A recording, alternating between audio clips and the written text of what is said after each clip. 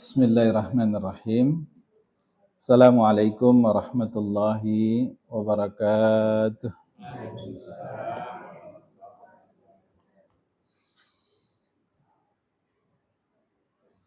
Alhamdulillahilladzi bini'matihi tatimmus salihat wa bifadlihi tatanazzalu khaira wad darajat wa askas salawatihi wa taslimiyatihi ala habibina wa syafi'ina wa qiyadatuna wa qudwatuna wa muallimuna Rasulullah Muhammad sallallahu alaihi wasallam wa ala alihi wa sahbihi wa man tabi'ahum bi ihsan ila yaumiddin, amma ba'd. Allahumma inna nas'aluka ilman nafi'an wa rizqan tayyiban. Waalaikumsalam. Ayo masuk. Allahumma inna nas'aluka ilman nafi'an wa rizqan tayyiban wa amalan mutaqabbalan. Allahumma inna na'udzubika min ilmi la yanfa' wa min qalbin la yakhsha wa min nafsin la tasba' wa min du'a'i la yusma'. Amin ya rabbal alamin. Ayyuhal hadirun rahimakumullah al-hibbah, Abang Ayu, keluarga semua yang hadir pada kesempatan kali ini. Alhamdulillah kita bisa kembali hadir dalam majelis tadabbur Quran ini untuk sama-sama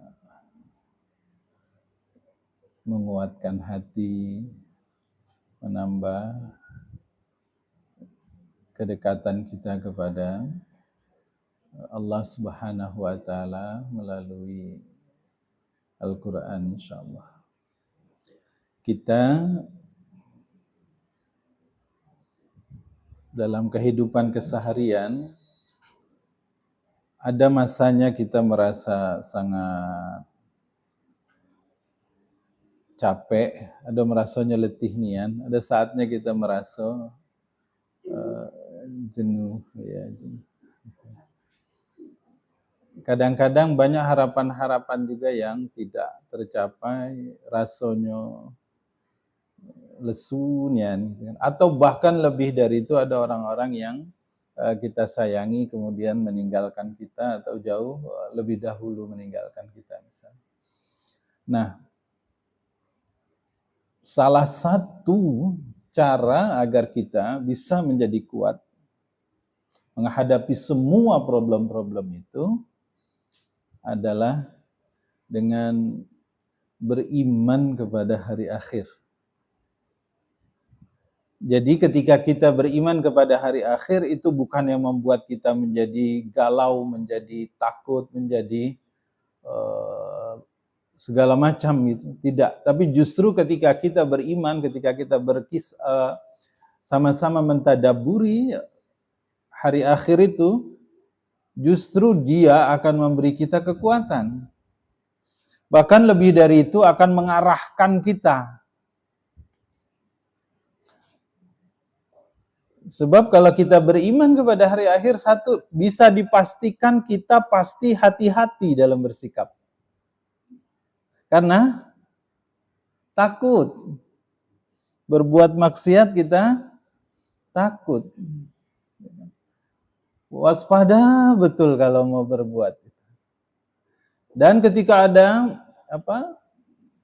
cobaan yang besar, hati kita itu menjadi, walaupun berat kita rasakan, tapi hati kita itu menjadi tenang gitu. Kenapa? Karena kita yakin ini bukan akhir segalanya. Ada lagunya itu, bukan akhir segalanya. Masih ada kondisi akhir, masih ada harapan yang besar. Nah, itulah maksud kenapa Allah Subhanahu wa taala banyak bercerita tentang hari akhir. Ya. Bukan untuk menakut-nakuti kita, tetapi justru untuk membimbing, menguatkan, memantapkan hati ketika kita menapaki jalan kehidupan di atas dunia ini, insyaallah. Nah, yang menarik dalam Al-Quran itu, Allah cerita tentang hari akhir itu berulang-ulang. Padahal kalau kita pakai tinjauan ilmiah, misal kita menulis karya ilmiah, apakah skripsi, apa tesis, apa yang lebih dari itu tidak boleh kita ngulang-ulang. Satu cerita itu, kalau kita ulang dalam satu, ya misal sudah kita jelaskan dalam satu halaman, lalu pada halaman yang lain diulang cerita itu, wah itu menjadi sangat tidak qualified itu karya ilmiahnya. Tapi di Al-Quran justru sebaliknya. Al-Quran banyak mengulang-ulang tentang hari akhir ini. Kenapa begitu? Karena Al-Quran bukan karya ilmiah. Karena Al-Quran itu adalah kitab dakwah. Kitab yang tujuannya untuk membimbing, mengingatkan kita. Macam kita ngasih tahu anak kita lah kan. Cuma tujuannya sama tapi caranya beda-beda. Kalau sama itulah bosan anak kita. Ya tak? Dan itulah kepandaian orang tua ketika menasihati anak, dia pakai cara yang beda-beda. Gitu. Lalu kalau Al-Quran cerita berulang tentang hari akhir, pasti ada sesuatu yang baru, tidak akan sama dengan cerita sebelumnya. Itu pula kelebihan Al-Quran itu. Tidak akan sama.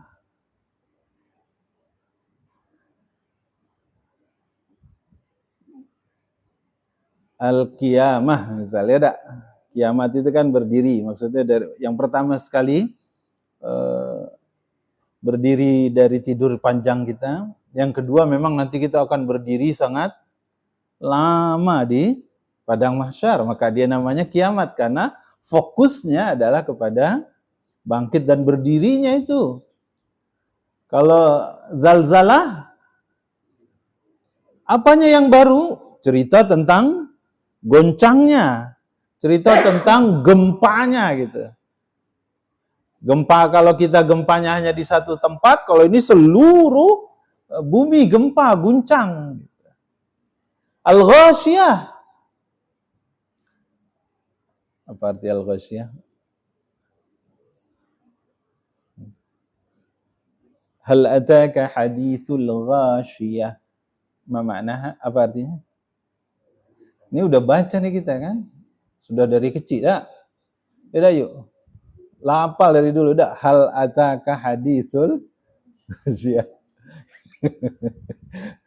Hal ataka, sudahkah datang kepada kamu berita tentang al-ghasyiyah? Apa arti al-ghasyiyah? Bang Iwan besok rajin. Apa Bang? Al-ghasyiyah itu sesuatu yang meliputi. Maksudnya apa? Bencana itu betul-betul meliputi, tidak hanya meliputi mata kita, tapi meliputi akal kita sehingga pikiran kita tuh tidak tahu lagi nak macam mana. Mata kita nengok kemana-mana, balak baik. Musibah, kiri, kanan, atas, bawah, depan, belakang, musibah semua. Sehingga pikiran kita pun jadi hilang akal lah kalau bahasa dia. Ghasyiyah, meliputi. Apalagi dalam Al-Quran itu.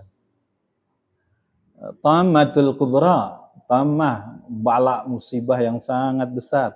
Ada lagi sakhah, suara yang membuat telinga kita peka, ya, sehingga tidak bisa kita mendengar hal-hal lain kecuali akhirat itulah, ya.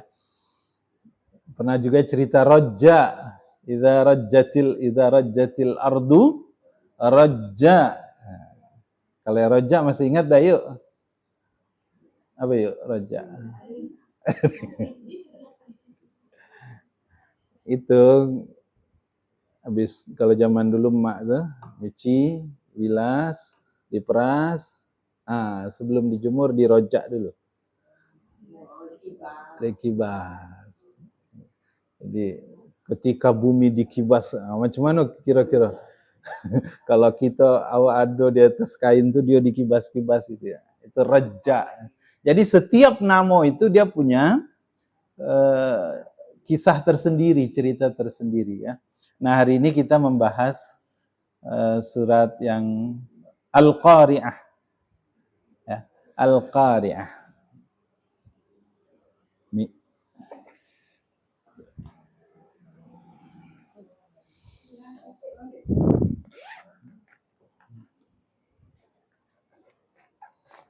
Mari kita lihat surat Al-Qari'ah. Ya. Bismillahirrahmanirrahim.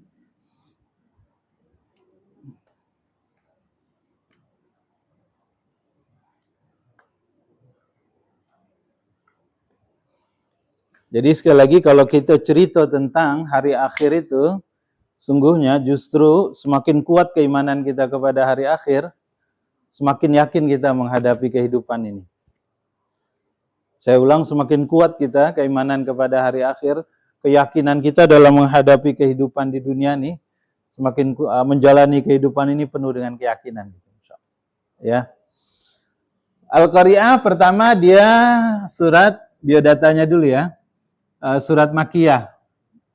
Turun sebelum Nabi hijrah. Dia kalau dalam Al-Quran urutan ke-101 kalau dalam mushaf. Tapi kalau berdasarkan urutan turunnya, dia ini surat ke-30 kalau berdasarkan urutan turunnya. Ya. Sesudah Quraisy, sebelum Al-Qiyamah. Jadi yang ke-29 itu, ini urutan surat berdasarkan turunnya ya. Kalau 29 ini Quraisy, li ilafi Quraisy, baru ini Al-Qari'ah. Ya. Nah, 31-nya Q juga. Al-Qiyamah. 3Q gitu.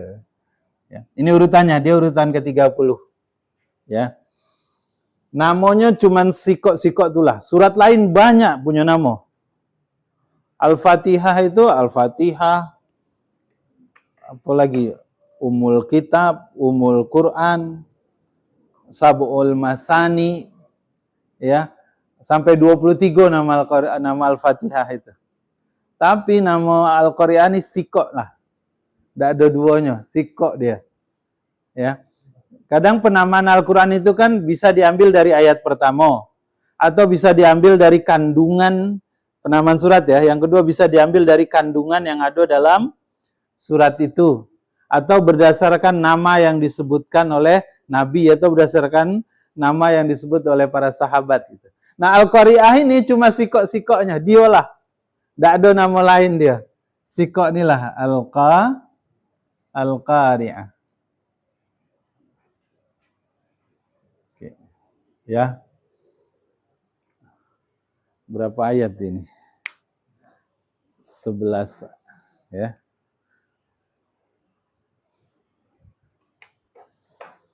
Dikatakan dia 11 ayat, 36 kata, 152 huruf. Nah, kalau kita baca nih semoga Allah kasih nih ya. Kalau cerita matreknya dak 152 kali 10. Paling dikit. Kalau dibaca dalam sholat mudah-mudahan lebih banyak lagi pahalanya. Ya dak. 152 huruf ya. Baik, mari kita lihat sekarang maknanya ya. Yang pertama, tengok, ada yang menarik di Al-Qari'ah ini. Ya. Orang banyak salah cara menyebutnya dan selama ini kita abai. Kita coba ya. Ya dak? Apa kita mulai dari sini?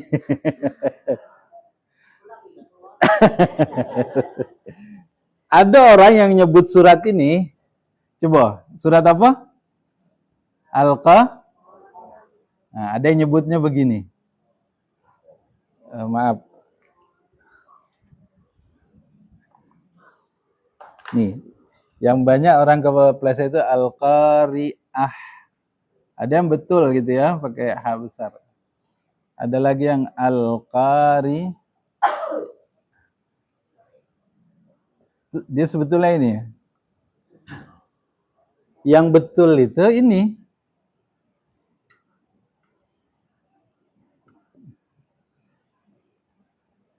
Karena tingkat kesulitan baca ini,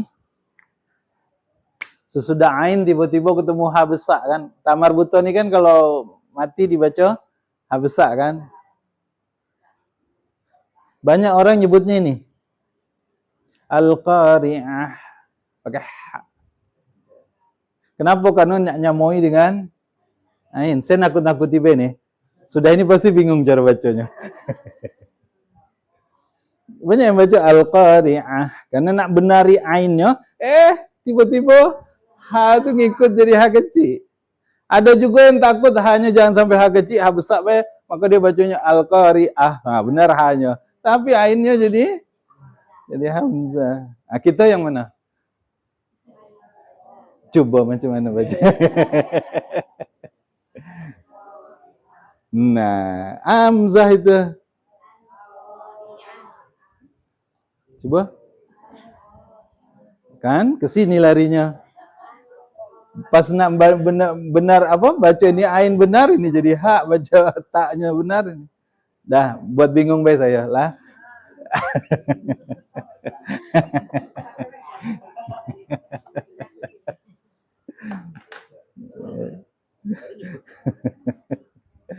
Baik. Sekarang mari kita lihat makna al-qari'ah ini ya. Yang pertama dia al-qari'ah ini dia dari kata qara'a. Pakai ain ya. Bukan qara'a, karena kalau pakai hamzah qara'a membaca. Kalau ini asal katanya qara'a.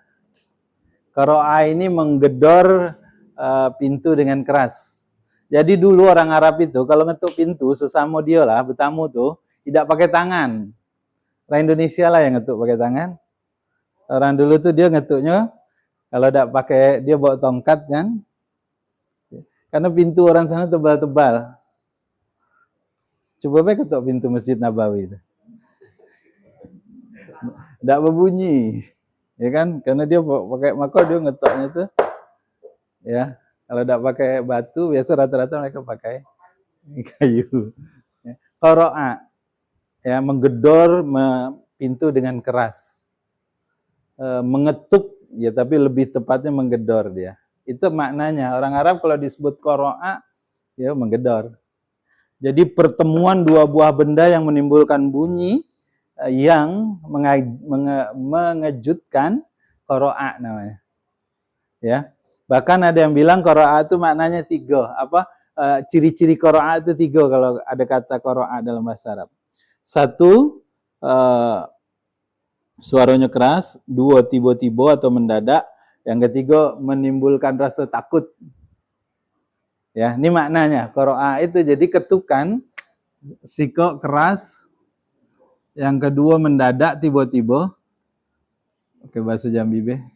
Yang ketiga, menimbulkan rasa takut. Seperti apa contohnya? Kita sudah pernah bahas ini. Qara'a itu, misal malam-malam kita lagi tidur, ya. Udah yuk, misal dewean, abang belum balik, kita nunggu-nunggu, tertidur. Tiba-tiba jam 1 malam ada yang gedor pintu nih. Ya kuat-kuat lah kan. Takut lah kita. Pasti terkejut kita terbangun kan gitu kan. Nah, ketika terkejut itu, hati ini langsung ciut, kecut. Nah, itu qara'a namanya. Ya, makna qara'a-nya itu 3, suaranya keras, tiba-tiba dan menimbulkan efek kejut yang sehingga kita jadi takut, ya. Ini maknanya. Itu yang pertama. Lalu yang kedua, orang Arab mengenalnya itu hanya ini kata qara'a. Ya. Ini akrab sama mereka. Tapi di sini qara'a-nya dikasih huruf alif lam. Ya. Alif lam ini kan dikasih alif lam nih ya. Jadi kalau pakai alif lam ini artinya sesuatu yang tertentu. Artinya satu-satunya. Tidak ada yang sama, sikok. Ya. Ini menunjukkan apa? Satu-satunya ini. Sesuatu yang tertentu. Artinya bukan suara macam orang ngetuk pintu di rumah tadi itu, bukan. Ya memang dia menimbulkan suara yang kencang, memang dia tiba-tiba, memang pelakunya tidak nampak, memang menimbulkan rasa takut karena terkejut tadi. Memang iya itu qiraah, tapi kalau dikasih alif lam maka bukan yang seperti itu. Ini yang beda, sikok lah cuma nadonyo. Ya. Lalu ditambah huruf belakangnya huruf ta. Ta marbuto. Nih. Ya. Ta marbuto ini bukan menunjukkan perempuan. Tapi tak di sini maknanya adalah sesuatu yang sangat besar. Sesuatu yang bersangatan, isi mubalaghah. Orang yang misal ya, allama. Orang yang pintar itu allama. Kalau pakai allamah gitu, tak marbuto, allamah, itu bukan berarti orang pintar perempuan, bukan. Tapi artinya orang yang sangat pintar, allamah. Ya. Maka ini maaf, dia berubah jadinya ya. Ini jadi panjang. Al-Qari'ah. Maka kalau ini maknanya coba lihat. Ini kan tertentu, ini sangat dahsyat. Itu jadi Allah seolah-olah ingin memberitahu ada sebuah suara, ada gedoran yang sangat kuat yang datang tiba-tiba yang menimbulkan rasa takut karena diawali kita terkejut terlebih dahulu gitu. Ya, itulah dia Al-Qari'ah. Ya. Maknanya itu. Dan karena ini dikatakan tidak lazim dalam orang Arab itu tidak lazim. Kata ini tidak dikenal dalam bahasa Arab. Dalam kebiasaan orang Arab itu tidak dikenal. Orang kena Arab taunya qiraah saja. Kalau tiba-tiba dia menjadi suara keras yang mengejutkan, tiba-tiba tapi tertentu dan suaranya sangat kuat sekali, nah baru ini. Ya. Itulah bahasa Arab nyebut mencari penjelasan tentang satu kata B harus agak panjang, agak banyak kalimat katanya. Kenapa? Karena dia punya karakter. Ada kekhususan, ya. Jadi sekali lagi ini suara keras yang datang tiba-tiba menimbulkan rasa takut, tapi dia nggak sama dengan suara keras yang ada. Dia beda. Bedanya apa? Sangat keras. Kalau kita dalam tafsir Al-Baidawi, Imam Al-Baidawi mengatakan ini lita'zim, at-tahwil wa ta'zim. Ya. Mengerikan dan sangat besar. Kalau kata Imam Al-Baidawi, li'annaha al-qari'ah, dikatakan kata beliau karena al-qari'ah itu efeknya kepada hati sehingga kita itu bil aza, kata Imam Al-Baidawi, menimbulkan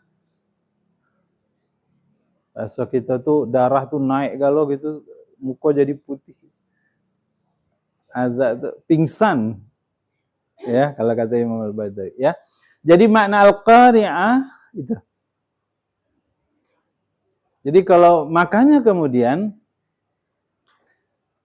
ayat keduanya itu diulang. Ya.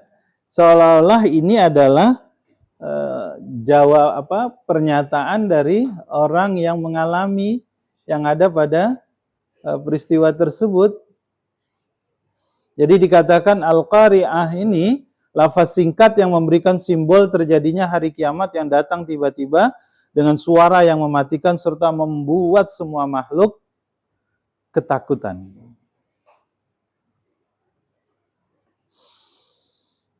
Jadi kalau baca Al-Qari'ah tadi ya pas kalau menghadirkan maknanya maka insyaallah tidak bacanya kita juga lebih dengan perasaan yang khusyuk ya. Kalau kita baca tanpa memahami maknanya kadang-kadang kita tidak khusyuk asal sebut baik gitu. Tapi kalau kita paham ini maknanya maka dia sedang cerita tentang sebuah peristiwa yang luar biasa menakutkan. Ya. Jadi ini kekhasan dari Al-Qari'ah itu ya. Tadi saya bedakan kalau Allah cerita kiamat dengan kata roja, berarti Allah sedang menceritakan bagaimana bumi kita itu dikibas-kibas. Macam kita ngibas kain itu kan. Sekali dikibas tuh planting gitu ke atas, diam sebentar, mendarat, dikibas lagi, terplanting lagi gitu. Ya, idza rajjatil ardu rajja gitu. Jika semua bumi itu dikibas-kibas, berhenti dikibas lagi dengan sekibas-kibas. Nah, kalau kita boleh dengan sekuat-kuatnya kibasan gitu.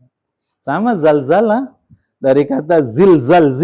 Kalau kata idza zulzilatil ardu itu ya, idza ketika nanti pasti akan datang, idza zulzilah. Zalzalah itu kata, jadi ada satu tafsir, nama tafsirnya tafsir As-Sinkiti. Ya, As-Sinkiti ini Adwaul Bayan. Beliau orang dari Sinkiti tapi tinggal di Haram. Dia gurunya, kalau sekarang tuh gurunya yang hebat, gurunya Bin Bas, gurunya Syekh Utsaimin, gurunya Syekh Fauzan. Guru ketiga orang yang menjadi rujukan dari saudara-saudara kita Salafi. Ya, jadi tafsirnya namanya Adwaul Bayan. Kalau kata Imam Asy-Syinkiti, zalzalah itu dari kata zilzal. Jadi zilzal itu guncangan yang sangat kuat, berhenti, terus goncang lagi. Berhenti, zilzal gitu kata beliau. Jadi seolah-olah seperti ada iramanya gitu. Goncang semua kota dalam tempo waktu yang sangat singkat, hancur semua gitu karena digoncang dengan sangat kuat, tiba-tiba berhenti, terus zilzal gitu. Jadi nggak kebayang yang pernah mengalami gempa, kalau kata yang waktu gempa di Padang sampai hotel Embacang itu masuk, katanya begitu, berhenti sebentar, gempa lagi. Baru nak tegak, terjatuh lagi. Baru nak tegak, terjatuh lagi. Jadi enggak bisa berdiri merangkak, akhirnya cuman orang-orang yang sekuat-kuat tidak, hanya untuk berdiri aja enggak sanggup. Padahal itu baru sebahagian bumi yang diguncangkan. Sementara idza zulzilatil ardu itu pakai alif lam itu menunjukkan ma'rifah, semuanya maknanya. Semua bumi diguncang, kayak apa lagi gitu. Ya.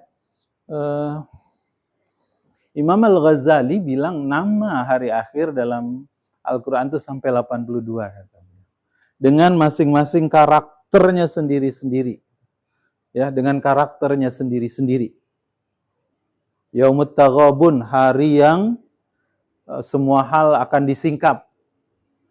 Masya Allah. Apalagi hari kiamat itu? Hari kiamat hari apa Mas Fili? Yuk, hari kiamat hari apa yuk? Hari Senin, hari Kamis, Selasa, Rabu. Yuk, hari apa?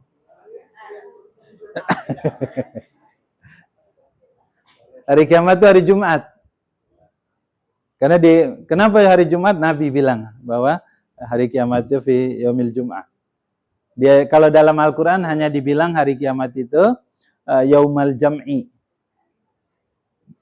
Jumat itu kan artinya berkumpul. Nah, di situ dibilang yaumal jam'i. Jam'i gini. Hari berkumpul. Ya memang hari Jumat. Jadi hari Jumat itu kalau sudah ketemu hari Jumat sampai sorenya boleh lapang hati dikit. Masih ada tempo 7 hari lagi kok. Cuma kita tidak tahu kayak Jumat pagi, Jumat siang, apa Jumat sore, tidak tahu. Iya. Makanya kata ulama bilang sebetulnya hari Jumat itu hari Yaumul Jum'ah, hari kita berkumpul di masjid itu ibarat kita latihan berkumpul. Karena nanti di hari kiamat kita akan dikumpulkan. Maka gunakanlah hari Jumat itu sebagai salah satu sarana buat kita untuk tadi ya merenung Sambil bersyukur juga alhamdulillah. Sekarang Senin, Selasa, Rabu, Kamis, masih ada 3 hari lagi. Insya Allah selamatlah sampai 3 hari. Entahlah kalau Jumat lagi kakek kan. Allahu a'lam bishawab. Baik, sekarang kita balik ke sini ya. Lalu Allah menyambung ayat ini, Al-Qari'ah, mal Qari'ah.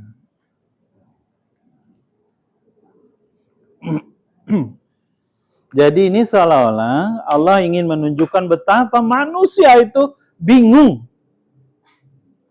Manusia itu bingung dengan kejadian yang dia rasakan itu. Sampai dia bertanya, mal Qari'ah, apa ini gitu? Apa suara apa ini yang sangat keras yang tiba-tiba dan menakutkan ini gitu. Dan tidak pernah kita dengar sebelumnya gitu. Mal Qari'ah, apa ini? Gitu. Ya. Jadi ini menunjukkan ketidakpahaman manusia itu karena betul-betul peristiwa itu belum pernah mereka alami gitu. Misal kemarin di Jawa Barat ada mesiu yang meledak gitu ya. Enggak sebesar itu tetap saja suaranya tidak besar gitu. Ini betul-betul menimbulkan apa? Tadi semua ini berkata, mal Qari'ah. Apa ini gitu. Enggak bisa dinalar. Betul-betul tidak bisa dinalar. Makanya kemudian di ayat 3, wa ma adraka. Kalau dalam Al-Qur'an pakai kata adraka, ya, wa ma adraka, dan apakah kamu mengetahui Al-Qari'ah itu? Jawabannya tidak. Jadi kalau dalam Al-Qur'an itu pakai ini, wa ma adraka mal Qari'ah. Kalau ada yang salah kurang hurufnya tolong kasih tahu ya. Wa ma adraka mal Qari'ah. Kalau Al-Qur'an pakai kata ini nih, wa ma adraka, berarti kita sampai kapanpun tidak akan pernah tahu. Ya. Al-Haqqah, mal-Haqq. Nah, itu kan nama kiamat juga ya. Al-Haqqah. Haqqah itu dari kata hak. Sesuatu yang pasti, sesuatu yang benar, sesuatu yang pasti terjadi, tidak akan meleset sedikit pun, akurat sekali itu informasi. Ya. Al-Haqqah, mal-Haqqah, wa ma adraka mal-Haqqah. Ada apa ini gitu? Kebenaran apa ini gitu? Ya. Nah, jadi kalau di dalam Al-Qur'an pakai kata wa ma adraka nih, ini artinya manusia tidak akan pernah tahu, tidak akan pernah bisa membayangkan, tidak pernah terpikir sebelumnya gitu. Ya. Apakah manusia bisa tahu? Bisa. Kalau Allah kasih tahu. Ya. Jadi kalau dalam Al-Qur'an ada kata ini, itu jawabannya kita tidak akan pernah tahu, hanya tahu jika Allah kasih tahu. Nanti ada satu lagi, kalau ini wa ma adraka, nanti ada dalam Al-Qur'an wa ma yudrika. Kalau itu betul-betul kita tidak akan pernah tahu dan Allah tidak kasih tahu. Kalau pakai kata wa ma yudrika la'allahu yadzakka misalnya. Ya. Tapi kalau pakai ini betul-betul enggak tahu tapi bisa tahu karena Allah kasih tahu. Ya.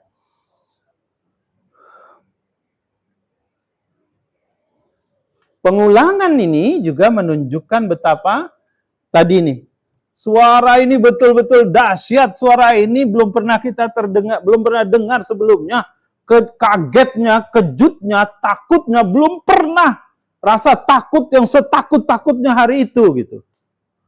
Jadi kagetnya, sekaget-kagetnya yang belum pernah kita rasakan, takutnya, setakut-takutnya yang juga belum pernah kita rasakan.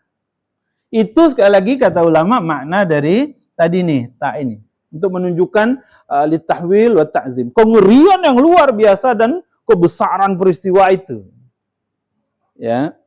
Nah, apakah kemudian Allah di ayat 4, Allah Al-Qari'ah, mal Qari'ah, wa ma adraka mal Qari'ah. Allah tidak menceritakan Tidak mau buat pintu.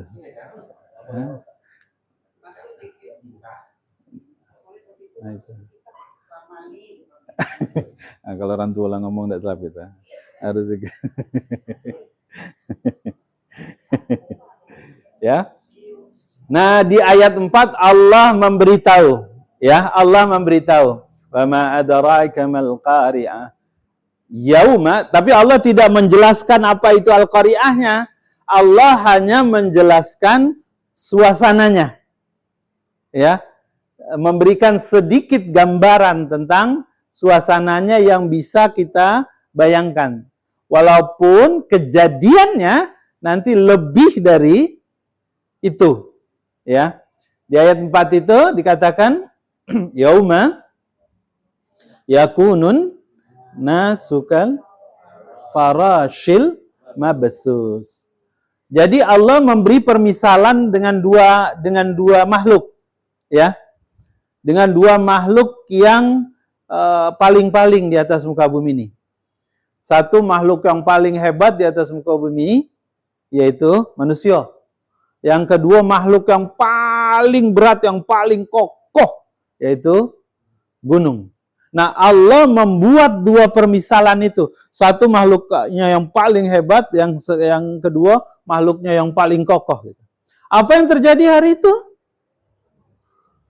Semua yang berat-berat, yang hebat-hebat ini jadi ringan, jadi sama sekali tidak berarti. Yuk kita tengok, misal di ayat 4 itu, yauma yakunun, pada hari itu yakunun nasu, manusia menjadi seolah-olah menjadi yauma yakunun nasu kal farashil mabthus. Farash itu, gimana tulisan farash itu? Fa, ra, dan pakai sin besar ya. Farash itu kalau kita baca di terjemah artinya adalah ya seperti alaron lah, seperti yauma yakunun nasu kal farashil mabthus. Ini surat ini, ayat ini biasa dipakai kalau orang ngetes seleksi guru Quran yuk. Dia bisa tak bedakan menusin besar, menusa. Surat inilah. Termasuk ahnya tadi itu. Ya. Jadi farash ini dikatakan pada hari itu manusia seperti anai-anai. Ya. Al-farash,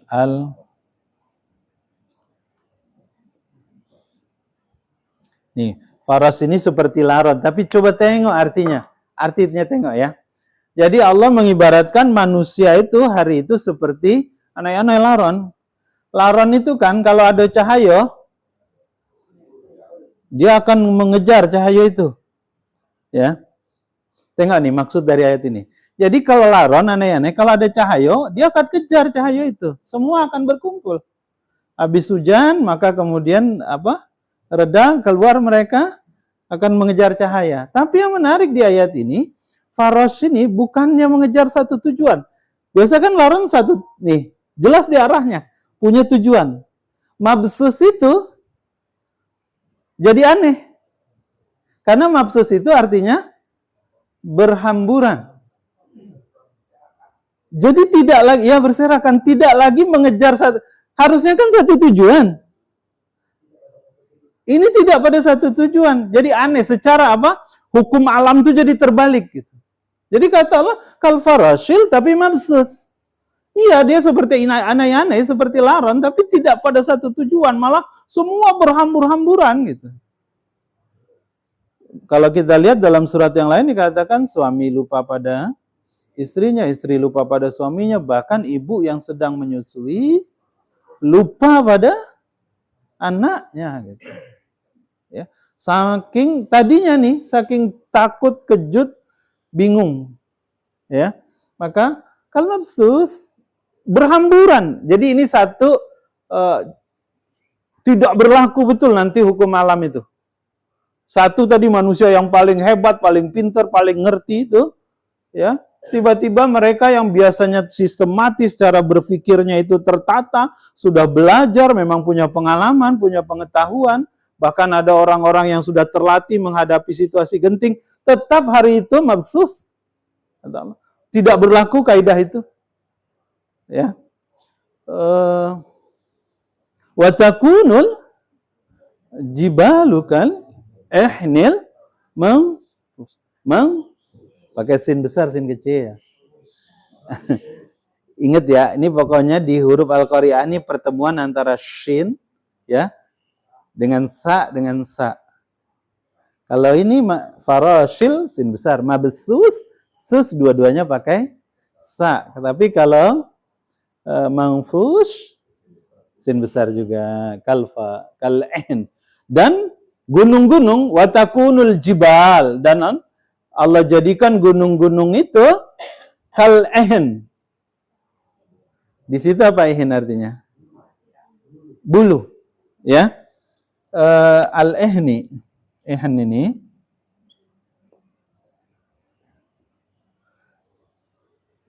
seperti bulu.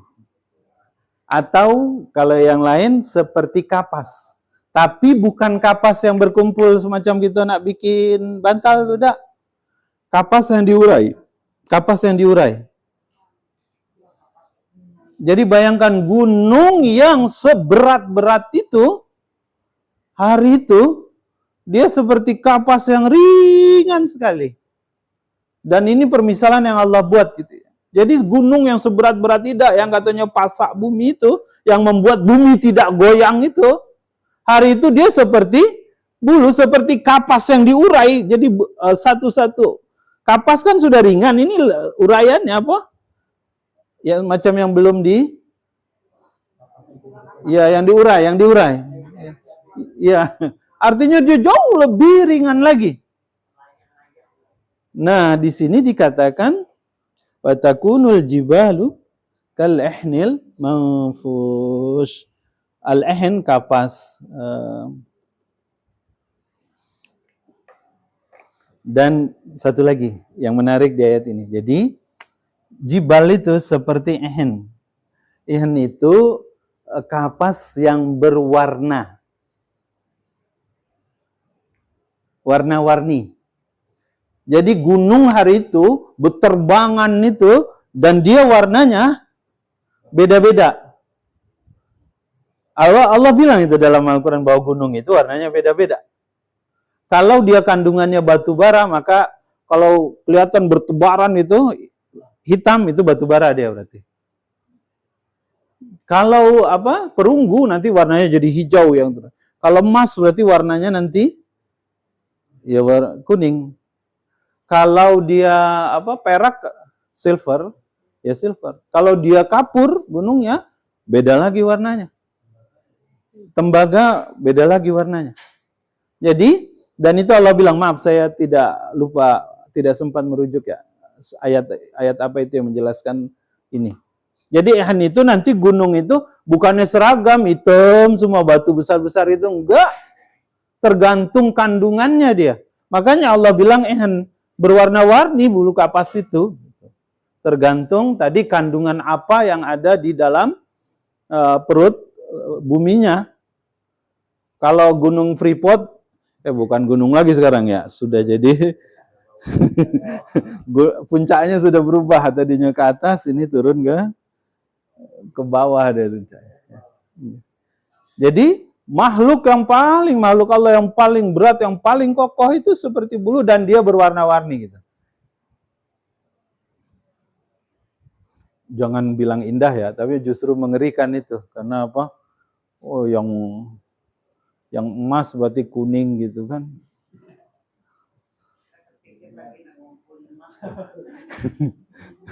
Iya, panas deh yuk. Ya kan? Yuk kalau nazubillah min zalik ya. Wa takunul jibalu kal ihnil manfush, sama. Jadi dia berterbangan. Jadi dari dua permisalan ini, dari suasana yang Allah gambarkan gitu ya. Satu manusia yang pintar, yang kokoh ini kehilangan ilmunya, kehilangan akalnya tadi. Karena menakutkan, mengejutkan, gitu ya, sehingga semua ilmu yang kita punya betul-betul hari itu betul-betul enggak berguna. Bahkan yang katanya gunung yang paling berat itu juga sama, berterbangan. Suasana apa yang bisa kita bayangkan ya? Misal ada film apa ya yang menceritakan gunung meletus kacau balau itu? Oh iya, kalau Indonesia Krakatau dulu kan, sampai tsunami tenggelam gitu kan. Gitu. Iya. 2012 apa? Iya, tapi semuanya nggak bisa menggambarkan itu, ya. Wa takunul jibalu kalahnil manfush fa amma man, dan adapun orang-orang yang sakulat itu berat, ya. Kaulan sakila, Al-Qur'an itu siapa yang baca Al-Qur'an waktu akhir malam tahajud, maka dia akan kaulan sakila. Dia akan memiliki perkataan yang berbobot, berat maksudnya. Nah, di sini yauma yakunun nas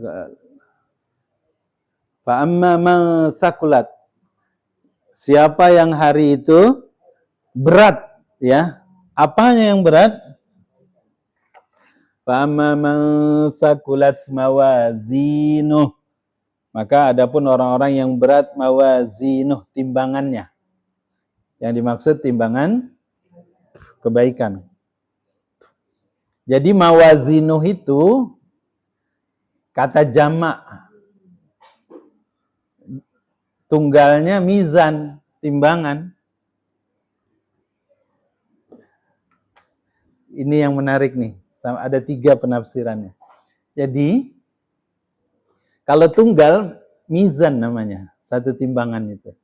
Tapi kalau mawazinu, itu artinya jamak dia. Maksudnya apa? Banyak.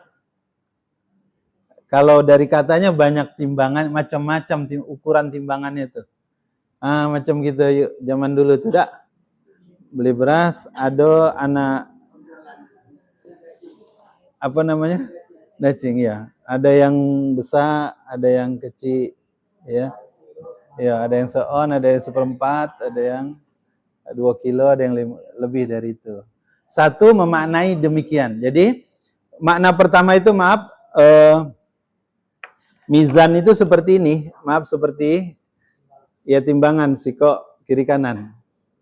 Siapa yang kalau ini kebaikan, kalau ini kebaikan, siapa yang berat amal kebaikannya, maka bahagia dia.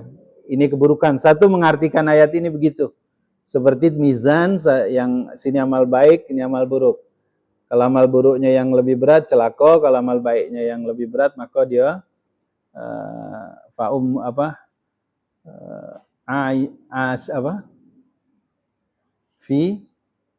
dalam penghidupan yang radiyah, asiatin ya, di dalam ayat selanjutnya ini, aisatin. Ya. Satu mengartikan ayat ini timbangannya dalam arti itu. Yang kedua mengartikan tadi mawazinu itu jamak dari timbangan, artinya timbangannya banyak. Jadi bukan sikok anaknya, disesuaikan. Oh, kalau timbangan sholat ini dacinnya. Kalau puasa ini. Maka pas ditimbang sholatnya sudah ada takarannya. Kalau sholatnya ditambah dengan sholat sunnah, dikerjakan dengan khusyuk, maka timbangannya jadi sempurna, jadi berat. Tapi kalau sholatnya tidak basing bae, kurang dia timbangannya. Apalagi banyak bolongnya, takarannya sudah ada dia, maka akan jadi ringan dia gitu. Jadi siapa yang banyak bolong sholat, mulai sekarang, rasa-rasa lah timbangan tuh, karena sudah ada takarannya, ya. Jadi macam mana Ustaz? Banyak istighfar lah gitu ya. Ada juga yang mengajari tentang qada, wallahu a'lam bishawab. Kalau fikih nyerah saya, ya. Itu makna yang kedua. Ya. Yang ketiga, mawazinu itu di sini dikartikan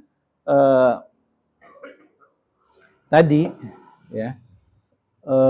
Amal yang ditimbangnya itu macam-macam. Kalau yang kedua tadi ukuran timbangannya macam-macam. Kalau ini amal yang ditimbangannya, yang ditimbang itu macam-macam. Ada yang ringan, ada yang berat. Nah, di ayat ini fa amma man thaqulat mawazin. Dan adapun orang yang berat timbangannya, ya. Jadi sekali lagi tadi itu ada yang memaknai secara keseluruhan seluruh amal baik itu ditimbang, nanti ada juga yang memaknai ditimbang berdasarkan amal-amalnya. Ya, pertama sholatnya dulu, zakatnya dulu, apalagi yang lain, sedekahnya, ya, Qur'annya, puasanya. Kalau puasa banyak bolong, bayarlah, ya. Utang puasa lah dibayar loh. Rayu lah, ya. Lala mau habis ya, bayarlah cepat. Kagak di timbangan puasa kena. Saro kagak. Ya. Allahumma sholli. Lalu berikutnya, fahuwa fi, maka dia berada fi. Fi itu berarti di dalam isyatin radiyah.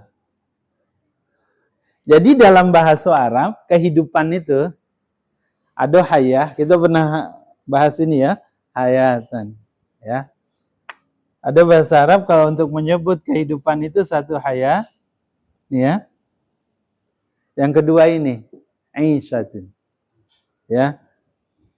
Bedanya apa?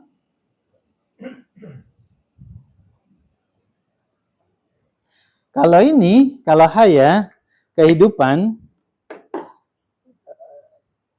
tapi belum tentu senang. Hayah ini bisa senang, bisa tidak. Banyak cobaannya. Namanya dunia. Kadang senang, kadang sedih. Kalau isyatin, suasananya itu menyenangkan. Semuanya bahagia. Ya. Kehidupan yang membahagiakan, itu isyatin. Tidak ada sedihnya, tidak ada dukanya, tidak ada menangisnya. Semua bahagia. Dan bahagianya yang seperti apa? Yang radiyah. Kalau apa? Kan ada tingkatan-tingkatan itu ya. Kalau apa? Ada senang itu, misal mahabbah suka juga senang. Di atas itu syauk, rindu. Di atas itu lagi baru ini, aisyah. Jadi dia semua membahagiakan, sama sekali tidak ada satu pun duka, tidak ada yang cemberut, tidak ada yang melamun-melamun, tidak kati, walaupun sebentar itu. Tidak ada yang temenung sebentar, beda ada. Semuanya bahagia. Dan yang menarik di ayat itu kan dipakai kata fi, fahuwa fi itu kan di dalam. Maksudnya apa? Kalau sama seperti apa? Spidol nih kita masukkan ke dalam kantong nih, fi, maka dia diselimuti oleh penghidupan yang radiyah, yang betul-betul dia ridho, dia suka gitu. Ridho seperti ridhonya kita dengan keadaan anak kita. Maaf, misal ada orang yang anaknya, misal ada kekurangan anaknya. Ibu, orang tua punya anak yang dia punya kekurangan secara fisik. Tiba-tiba datang orang lain bawa anak yang gagah, lengkap, sempurna, menarik sekali. Mau ditukar, mau tak tukar anak kau dengan anak ini? Mau tak, Bu? Pasti kita tidak mau. Kenapa? Karena kita sudah cukup. Ini anak kita, ridho kita dengan dia. Gitu. Nah, makanya nanti di akhirat itu, Bapak, Ibu-Ibu, dimanapun kita letaknya, kita tidak akan cemburu sama orang. Dengan surga orang. Oh ya, kalau maknya dia di atas. Tak. Karena semua orang sudah radiyah dengan tempatnya, sudah merasa cukup dengan tempat itu dan dia bahagia di situ. Gitu. Tak kepingin yang lain. Jadi, ya macam tadi itu tukar ya, tidak. Gitu. Aku sudah cukup dengan yang ini dan tak sama sekali tidak ada rasa cemburu. Gitu. Ya, di dunia baik kita membayangkan cemburu-cemburu alangkah lemaknya dia gitu. Kan surga paling tinggi adalah Firdaus dan itu mulia-mulianya surga gitu kan. Kalau sudah masuk surga tidak ada terpikiran lagi kita untuk cemburu itu. Sudah merasa puas kita, radiyah, itu maknanya. Ya. Jadi nanti orang yang amal kebaikannya lebih berat, maka dia dimasukkan dalam surganya Allah, dan dalam surga itu dia mendapat apa? Kehidupannya itu menyenangkan, bahagia, dan dia ridha gitu. Jadi suasananya, bukan dianya, bukan kitanya yang senang. Kalau kitanya yang senang, ketemu suasana yang tidak enak. Ya macam dunia nih kan, keluar dari rumah baru keluar senang-senang, tiba-tiba atau pleset lah. Nah itu namanya isyatinnya enggak. Bukan begitu. Ya. Suasananya membahagiakan, menyenangkan, dan kita puas, ridha. Oke. Ayat berikutnya. Wa amma man khaffat, dan adapun orang-orang yang ringan timbangannya, maksudnya di sini adalah orang yang kebaikannya lebih sedikit dari ringan timbangannya, maksudnya timbangan kebaikannya itu lebih ringan, lebih berat amal buruknya. Sekarang kita pikir siapa orang yang dimaksud di ayat ini? Orang yang ringan amal timbangannya. Siapa kira-kira? Apakah orang yang, ini saya beri contoh begini ya. Allah itu maha pengasih, maha penyayang sama kita, Rahman dan Rahim. Secara logika, tidak ketemu orang yang ringan amal kebajikannya itu. Secara logika tidak ketemu harusnya. Kenapa? Karena Allah sudah janji, kalau kita berbuat baik, 1 dibalas, bisa 10, bisa 100, bisa 700, bisa tidak terhingga. Ini 1 amalnya. Amal kebaikan. Baca Quran 1 huruf, Bismillahirrahmanirrahim, 19 kali 10 sudah 190. Apalagi kalau dia dibaca dalam salat, Allah lah yang tahu berapa pahalanya. Artinya kalau mengerjakan 1, pahalanya berlipat-lipat. Kita pernah bahas tentang amal yang pahalanya tidak terhingga ini. Amal yang pahala tidak terhingga. Ada 3 kan dalam Al-Quran itu. Sikap puasa.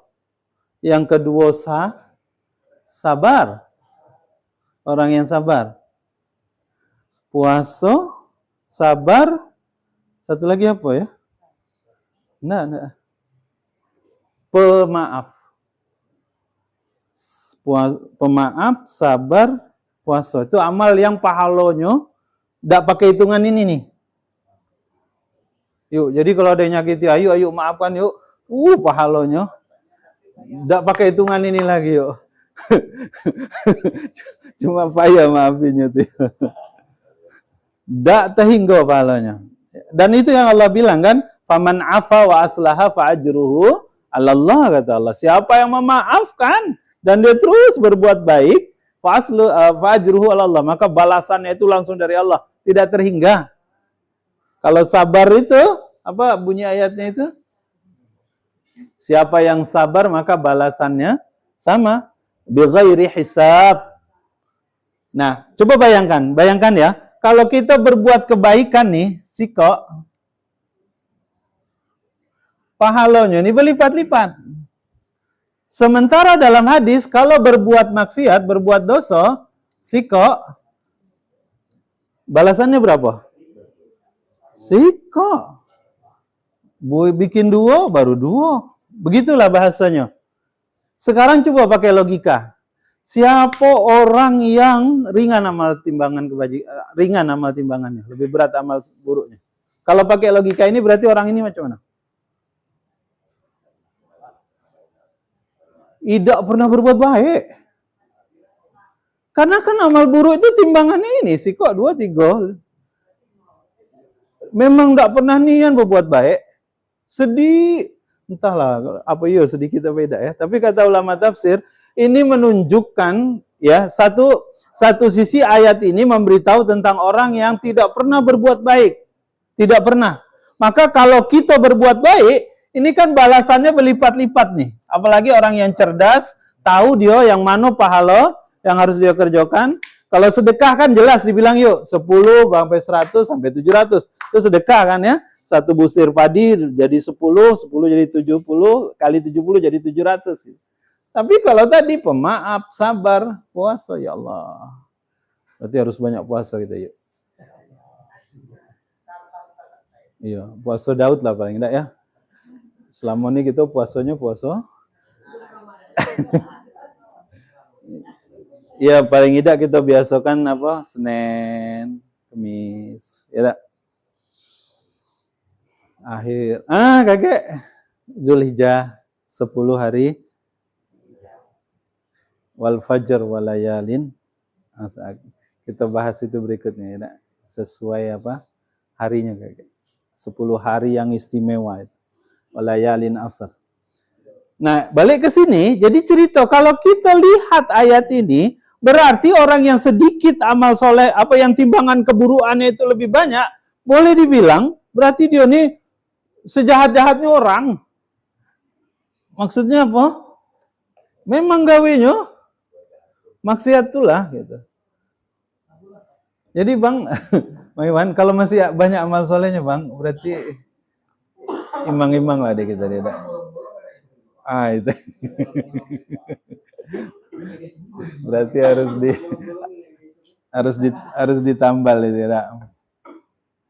Jadi khafat itu ya menunjukkan minimnya, sangat sedikitnya amal kebajikan. Padahal amal kebajikan itu banyak betul, mulai dari yang wajib, sunnah sampai yang dianjurkan sampai anjuran gitu. Yang wajib jelas, yang sunnah banyak, yang dianjurkan banyak juga kan. Insyaallah. Nah, ini menunjukkan bahwa sebetulnya Allah tuh sayang betul sama kita. Allah sayang sama kita. Macam mana caranya agar kita ini jangan sampai masuk neraka?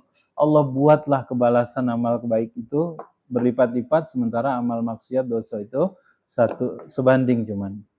Seperti sebandingnya Abu Lahab kemarin itu, tabat 2 kali dia ngomong taballaka ya Muhammad, ya 2 juga maka surat yang turun itu. Ya. Di mana buat orang di ayat 9 dikatakan fa ummuhu hawiyah, maka tempat kembalinya adalah neraka hawiyah. Ummu artinya ibu. Ibu itu ya namanya ibu, tempat kembali. Jadi kalau memaknai di sini fa ummuhu hawiyah, tempat kembalinya atau ibunya adalah neraka hawiyah, ini sindiran.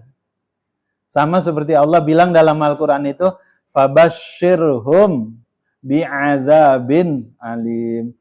Berilah dia kabar gembira tapi dengan azab yang alim, pedih sekali gitu. Ya, satu memaknai ummu di situ adalah ibu, tempat kembali, tempat berteduh yang memeluk seseorang kalau dia sedang dalam galau. Menggambarkan mereka akan dipeluk. Fa ummuhu hawiyah, mana asalnya ibu untuk menggambarkan mereka akan dipeluk oleh hawiyah sebagaimana ibu mendekap anaknya. Ya. Fa ummuhu juga bermakna tempat yang dituju. Makanya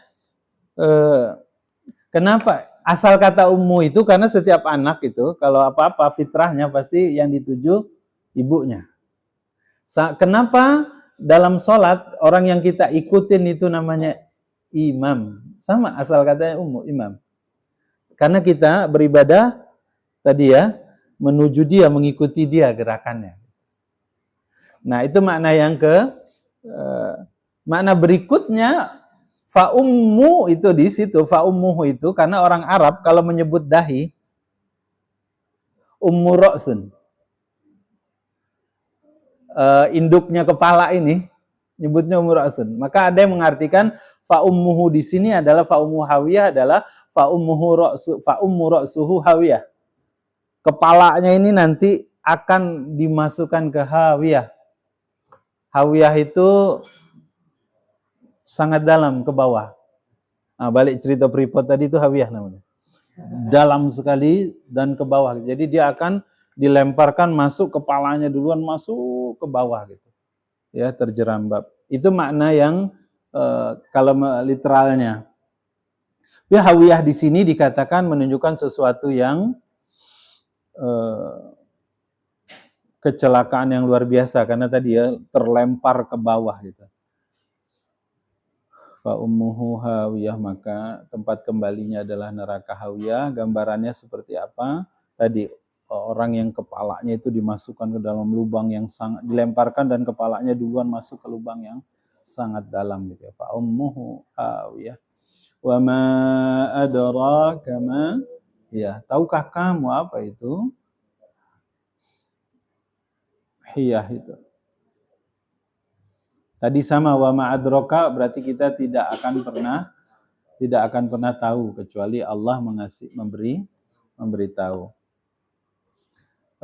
Hiyah tadi lubang yang sangat besar, dalam sekali. Jadi nerakanya itu di ayat 11 kan, di ayat terakhir dibilang narun hamiyah, api yang sangat panas, tapi apinya jadi kita dilemparkan ke dalam lubang yang sangat dalam, ternyata di dalam lubang itu ada api.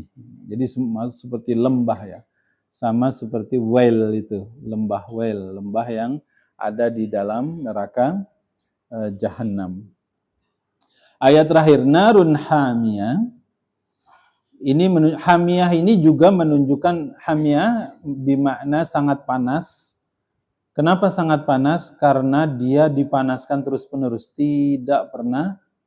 Narun hamiyah itu dia tidak pernah. Kalau tadi hawiyah, kalau ini hamiyah. Hamiyah bermakna dipanaskan terus-menerus sehingga panasnya itu mencapai titik puncak api terpanas. Bahkan dalam hadis dibilang 70 kali lipat daripada api panasnya, sepanas-panasnya api dunia, bukan api kompor kita tuh. Kan ada yang lebih panas lagi, tak? Entah 1000 derajat api dunia itu. Nah, kalau hamiyah ini 70 kali lipat dari api yang paling panas di dunia ini. Dikatakan api hamiyah itu 70 bagian. 70 kali lipat dibandingkan api di dunia.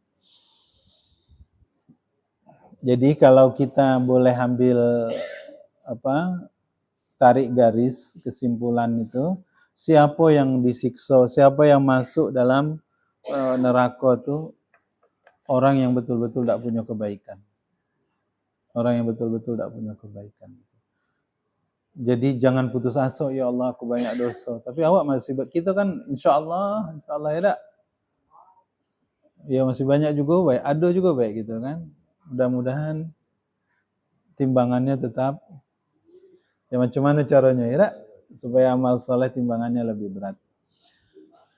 Penutup kesimpulan dari surah ini, satu, kiamat itu dekat, mengerikan atau menakutkan, dan datangnya kaget dia tiba-tiba. Yang kedua, saat kiamat datang semua hancur dan akan berlaku hukum terbalik. Tadi yang berat jadi ringan seringan-ringannya, yang biasanya sistematis cara berpikirnya jadi hilang semua ilmunya, gitu kan? Seperti laron tadi itu. Yang berat akan menjadi ringan, dan yang menarik amal kebajikan menjadi berat. Amal kebajikan menjadi berat karena timbangan ini. Maka yuk banyak-banyaklah kita. Misal siapa nih? Bu Epi ya. Rumahnya paling jauh dah, Bu? Oh, Bu. Rumah paling jauh dah.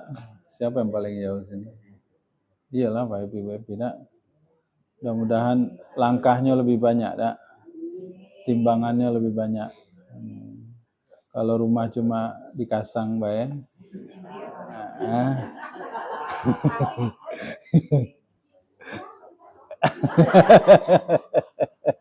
Apalagi yang dia dapat pahala segala yang hadir karena dia nyiapin. Iya, Masya Allah. Masya Allah. Amin ya Allah. Dan setiap sekecil apapun, kesimpulan yang ketiga, sekecil apapun amal kita pasti akan dibalas oleh Allah. Jadi ini yang penting, syarat.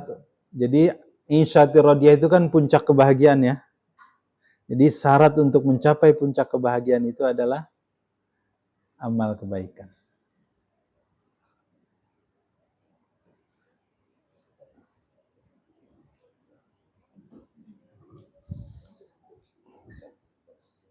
Allahumma sholli ala. Jadi sekali lagi ingat, di surat ini neraka itu digambarkan singkat tapi dia menukik jelas ya kondisinya. Kalimat terakhir ingat bahwa destinasi, kalau boleh pakai kata destinasi ya, destinasi terakhir perjalanan kita ini akhirat. Jadi kalau kita ada masalah di dunia ini, ya beli susu anak agak susah-susah dikit, biarlah anak susah yang bapaknya tidak misal gitu. Anaknya senang, biarlah bapaknya susah gitu. Jangan dipikiri amat. Maksudnya apa? Oke, susah di sini tapi ya masih ada nanti harapan, ada puncak kebahagiaan yang sangat kita ridhai. Jadi kalau susah, ada masalah, ada beban segala macam gitu ya, tetap ingat, oh kita akan bertemu hari akhir yang justru akan membahagiakan jika kita memperbanyak amal saleh, insyaallah. Wallahu a'lam bishawab. Abang Ayu, keluarga semua, ini tadabbur singkat surat Al-Qari'ah. Semoga dengan kita membaca, memahami mempelajari malam ini, ketika kita baca dalam salat, insyaallah apalah ini dak? Apal? Wah, insyaallah apal ada. Artinya apa? Setiap ayo apal dah.